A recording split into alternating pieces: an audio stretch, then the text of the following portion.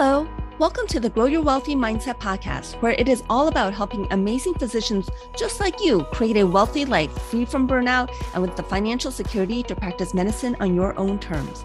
I'm your host, Dr. Elisa Chiang. Hello, and welcome back. So the mission of the Grow Your Wealthy Mindset podcast is to help you grow your wealth. While learning about personal finances and investing is important, having the right mindset is even more important. Having the right mindset will lead you to learn what you need to know. What's really stopping you from building your wealth, or really stopping you from doing most things, is your limiting beliefs. What is a limiting belief? Well, let's start with what's a belief. A belief is really just a thought that you've thought so many times that you believe it's true. And that may be even when it's not really true. A limiting belief is a belief that holds you back, that limits you from doing what you actually want to do.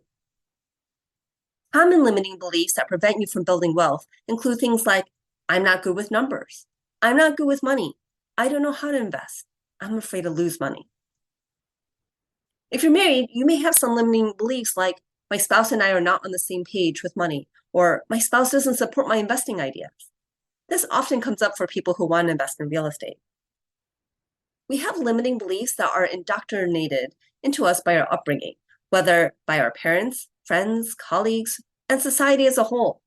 Those limiting beliefs likely include the thought that it's greedy to ask for more money, or it's impolite to talk about money.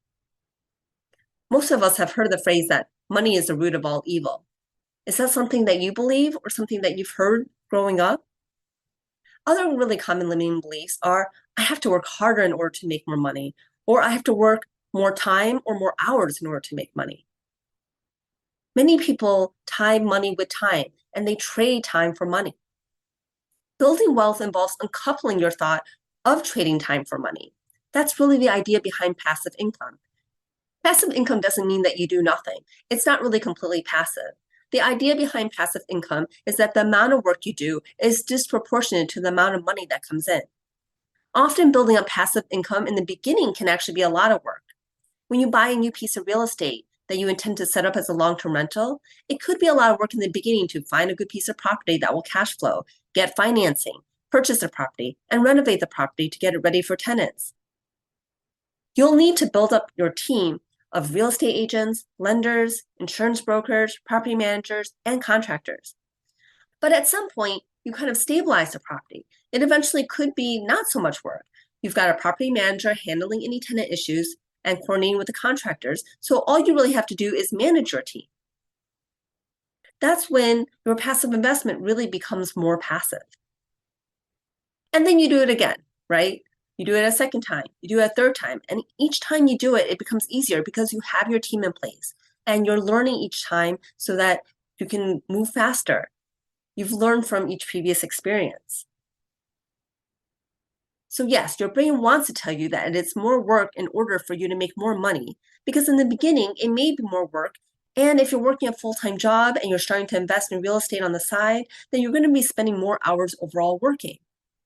But I hope with this example, you can see how making more money doesn't necessarily take more time, and the money you make may not actually be tied to time at all once you eventually get all your systems in place.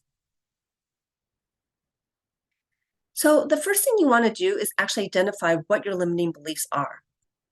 Find some time to sit down and write about all your beliefs you have when it comes to money. What were you taught about money? What did your mom say about money? What did your dad say about money? What did you think about money when you got your first job or your first paycheck? How much money did you think you would make as an adult when you were a child? How much money did you think you would make as a physician when you started medical school? Was there a time that you got into any money trouble? Who would you go to if you needed money? Has there been a time when someone helped you out with money? Have you ever helped someone else out with money? And what do you think about money now? What do you think about spending money versus saving money? What do you think about investing money? What do you think about the amount of money that you have now or the amount of money that you make now? What do you think about any debt that you have? What do you think about the home that you live in? What do you think about the freedom that you have now? If you had more money, how would it change your life? What amount of money would it take to actually make a significant change in your life? If you were suddenly to inherit $1 million, would that actually make a substantial change? Or would it take $5 million to make a real impact in your current lifestyle? What would you do if you had more money? And what's stopping you from having more money? As you write down all these beliefs about money, you'll likely find some beliefs that are your limiting beliefs. If you need more help in finding those limiting beliefs, then ask the question why. If you wish you had more money, then why aren't you making more money? What's stopping you? Maybe it's a thought like, I don't want to be greedy, or I'm afraid what someone will think of me if I ask for a raise. If your income is based on RVUs, maybe you're thinking, I don't want to work more hours, or I don't want to see more patients. Limiting beliefs are lies that your primitive brain tells yourself. It's your primitive brain wanting to protect you, and it's totally normal. Your primitive brain doesn't want you doing new things or putting yourself out there. Your primitive brain is built to seek pleasure, avoid pain, and expend the least amount of energy as possible. Luckily, we have our prefrontal cortex that can plan and look forward. Think of your primitive brain as a scared little child or an overprotective mother. When the limiting belief thoughts come up, we can tell our primitive brain, I know you want to protect me, but I've got this. I'm learning new skills. I gained the help I need to move forward. We're not going to die. We're going to grow, and I'm going to take care of us. Once you've identified your limiting beliefs, ask yourself, is it true? Like the thought, I'm not good with numbers. Is that really true? Ask yourself useful questions. Can you do grade school math? Can you use a calculator? What if you are good enough at numbers to be able to manage money? What if you can learn how to make friends with numbers? Then the next step is to come up with an intentional belief to counteract your limiting belief, like the numbers involved in managing money is simple arithmetic, and I can do grade school level math. There are calculators to do any more complicated math, and I can use a calculator. I can manage my money better than anyone else because I care about my money more than anyone. You have to practice your replacement intentional belief to make it louder than your limiting belief.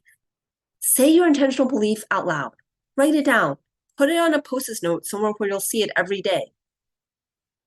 Make that new belief your default belief. Give yourself patience. It will take time to replace the limiting belief with a new one. After all, a belief is a thought that you've thought so many times that you believe it's true. The new intentional thought starts as a thought, and you have to think it again and again until it becomes a belief.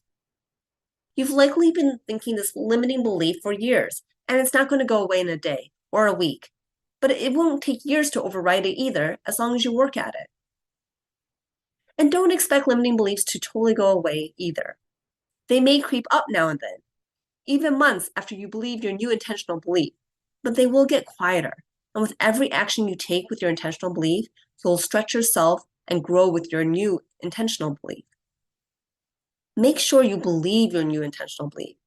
You're probably not going to go from, I'm not good with numbers and I'm not good with money to, I'm a math wizard and great at managing money. Pick something that feels true. Sometimes it helps to add, it's possible. For example, if I can manage my money well feels unbelievable to you, then try, it's possible I can manage my money well. Or if that's still too far out to believe, maybe you can try, it's possible I can learn to manage my money well. Managing your mindset from holding you back will accelerate you forward. And then you'll be well along your way to making new things happen and making your dreams a reality. Sometimes it can be hard to identify our own limiting beliefs. They feel so true, like they're a fact. That's where having a coach really helps. My job as a coach is to help you see your thoughts and how you create the results in your life with the thoughts that you're having. We work on deciding what thoughts you want to believe and how to take action to move forward. I also have my own coaches because I have a human brain and I benefit from having my thoughts shown to me. If you would like to work on your limiting beliefs, I am taking a limited number of one-to-one coaching clients. With one-on-one coaching, you get personalized attention, and we can cover whatever your goals are and tailor your coaching specific to you. You can sign up for a consultation call with me at www.growyourwealthymindset.com. And don't forget to register for the Leverage and Growth Virtual Summit Registration is already open, and the summit itself will be from March 15th to March 19th, 2023. It's going to be an amazing event with over 30 physician speakers talking about what they're doing outside of medicine. Registration is totally free, and there's no reason not to do it. There is an affiliate link in the show notes, and I'd really appreciate if you did use the affiliate link. It helps support the Grow Your Wealthy Mindset podcast. Thanks for listening. If you enjoyed this episode, I would love it if you could share it with your friends and colleagues. And now for the disclaimer. I am not a certified financial planner, accountant, or attorney, and nothing I say should be construed as professional investment, tax, or legal advice. This show is primarily for your education and entertainment. I am a physician, but I'm probably not your physician. So if you need any medical advice, please contact your own physician. Thank you.